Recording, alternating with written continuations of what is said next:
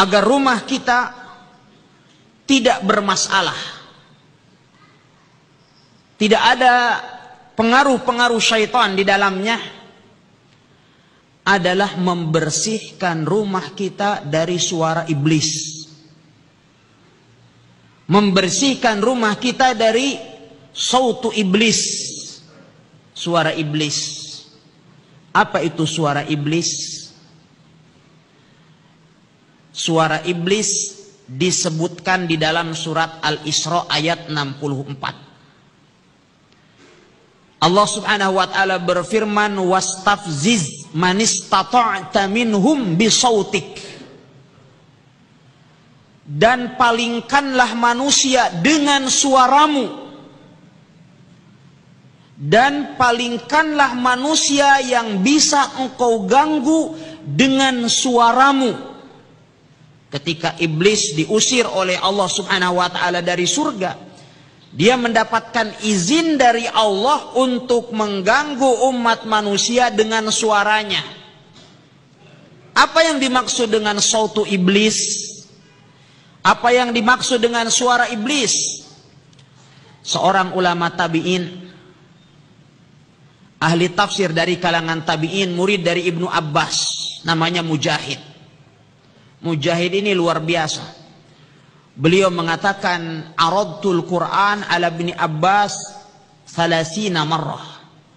Aku telah membaca Al-Quran di hadapan Abdullah ibn Abbas 30 kali. Talaqi, membaca Al-Quran di hadapan Ibnu Abbas 30 kali. Yani 30 kali khatam Al-Quran. Membacanya di hadapan Abdullah ibn Abbas. Fama marartu bi ayah, tidak ada satu ayat pun yang aku lalui illa wasa'altu an tafsiriha, kecuali aku tanyakan kepada Ibnu Abbas tentang tafsir daripada ayat tersebut. Sehingga beliau dipandang sebagai salah seorang ulama yang menguasai tafsir Al-Quran, karena beliau mengambil tafsir Al-Quran dari Ibnu Abbas yang telah mendapatkan gelar dari Nabi SAW sebagai turjumanul Quran, mufassirul Quran. Mujahid mengatakan, sautus syaitan huwal gina. Yang dimaksud dengan suara syaitan itu adalah lagu, nyanyian. Itu suara syaitan, suara iblis. Dan itu pula yang difahami oleh Abu Bakar As-Siddiq radhiyallahu taala anhu ketika ada dua orang anak perempuan menabuh rebana di rumah Rasulullah sallallahu alaihi wasallam di hadapan Aisyah, padahal itu adalah hari Id. Langsung kemudian Abu Bakar As-Siddiq mengingkari Aisyah dengan mengatakan, sautus syaitan fi baiti Rasulillah. Apakah ada suara syaitan di rumah Rasul sallallahu alaihi wasallam? Sehingga nampaknya mereka memahami saat itu dengan baik bahwa yang dimaksud dengan suara syaitan adalah musik, adalah lagu dan musik. Ikhwatal iman yang dimuliakan oleh Allah Subhanahu wa taala. Oleh sebab itu Rasulullah sallallahu alaihi wasallam juga telah bersabda di dalam hadis yang diriwayatkan oleh Imam Bukhari, la yakunanna min ummati qaumun yastahilluna al-hirra wal harir wal khamra wal ma'azif. Nabi Shallallahu Alaihi Wasallam bersabda, akan muncul sekelompok manusia dari umatku yang akan menghalalkan perzinahan, sutra bagi laki-laki, minuman keras dan alat-alat musik. Sabda Nabi Shallallahu Alaihi Wasallam, akan muncul sebagian manusia dari umatku yang akan menghalalkan. Kalimat yang akan menghalalkan artinya berarti hukumnya haram. Kemudian datang orang-orang yang menghalalkannya. Ya, bahkan sungguh aneh binti ajaib. Sekarang ini kadang namanya pengajian di dalam masjid juga diiringi dengan lagu dan musik. Sehingga nyaris saat itu tidak lagi bisa dibedakan antara orang beribadah di masjid dan di gereja. Ya, padahal para ulama rahimahumullahu taala telah menjelaskan tentang bagaimana sebenarnya kedudukan lagu, nyanyian dan musik di dalam Islam. Abdullah ibn Mas'ud radhiyallahu taala anhu, beliau mengatakan, al-ghina yunbitun nifaq fil qalbi kama yunbitul ma'ul baqal. Lagu itu dapat menumbuhkan kemunafikan di dalam hati sebagaimana air yang dapat menumbuhkan tanaman, yang menumbuhkan sayur mayur.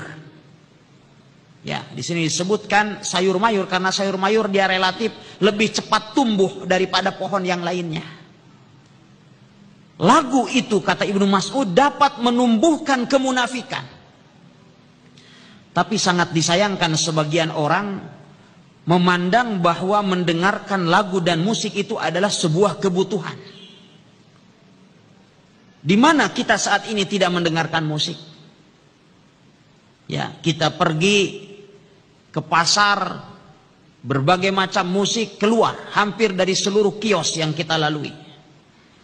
Ya, kita masuk ke mall apalagi. Ya, kita masuk ke kendaraan juga di sana ada musik, masuk ke rumah ada musik, masuk masjid juga ada musik. Ya, bayangkan sampai kepada tingkatan sebagian masjid saat ini sebelum azan dikumandangkan itu pakai Ummu Kulsum dulu tuh.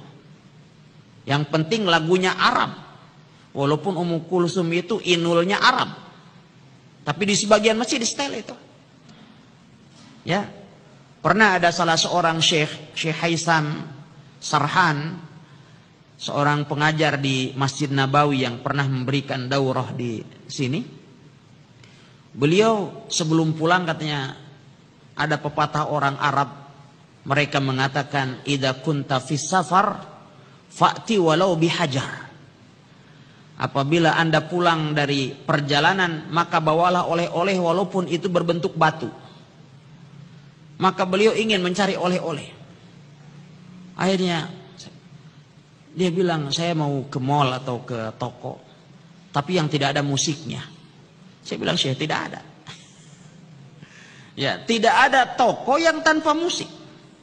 Kita mau pergi ke mall, pertama kita bawa ke mall. Ya, musik semua di sini katanya. Tapi bisa bilang kita tidak ada mall. Dia bilang, la haula wala quwata illa billah. Coba cari yang lain. Kita pergi ke toko-toko besar, semuanya, ya semuanya ada musiknya. Pergi ke minimarket, jarang di situ kita lihat orang. Akhirnya katanya, antum bisa pergi itu, temui manajernya atau siapa agar supaya musiknya dimatikan dulu selama kita ada di dalamnya. Ya. Sampai kepada tingkatan seperti itu. Ya, sampai ketika masuk pesawat ya, bagaimana kita menutup juga. Ya. Ikhwatal iman yang dimuliakan oleh Allah Subhanahu wa taala. Al-Imam Ibnu Hanifah, Al-Imam Abu Hanifah rahimahullah, beliau mengatakan istima'ul aghani fusqun. Mendengarkan lagu itu adalah bagian dari kefasikan. Al-Imam Malik Ibn Anas ketika beliau ditanya tentang ghina atau tentang lagu-lagu dan nyanyian, beliau mengatakan innama yaf'aluhul fussaq. Lagu-lagu dan nyanyian itu hanyalah dilantunkan oleh orang-orang yang fasik. Ya, hanya dilantunkan oleh orang-orang yang fasik. Dari sinilah kemudian seorang muslim memahami bahwa lagu-lagu dan musik itu adalah sesuatu yang diharamkan oleh Allah dan Rasulnya. Bahkan di dalam Al-Quran dinamakan dengan sautus syaitan. Lagu syaitan atau suara syaitan. Ibnu Abbas beliau ditanya suatu ketika, wahai Ibnu Abbas, bagaimana hukum mendengarkan lagu-lagu yang biasa dikumandangkan oleh para penggembala itu? Ini para penggembala apabila di padang rumput sambil menunggu ternaknya, terkadang dia bernyanyi, aku ini si penggembala sapi. Ya. Apa hukumnya? Ibnu Abbas mengatakan, kira-kira nanti di hari kemudian, ya di padang mahsyar ketika amal kita dihisab, lagu-lagu yang diucapkan itu akan dikumpulkan bersama dengan kalimatut thayyibah, dengan bacaan Al-Quran, dengan wirid dan zikir, atau akan dikumpulkan dengan perkataan-perkataan yang tidak bermanfaat? Sang penanya kemudian mengatakan pasti akan dikumpulkan bersama dengan perkataan-perkataan yang tidak bermanfaat. Ibnu Abbas kemudian beliau menjawab, kalau demikian sifat orang yang beriman itu adalah walladzina hum anil lagwi mu'ridun. Sifat orang-orang yang beriman itu adalah berpaling dari lagwun. Mirip memang lagu dengan lagwun. Lagwun artinya ya perkataan atau perbuatan yang tidak bermanfaat.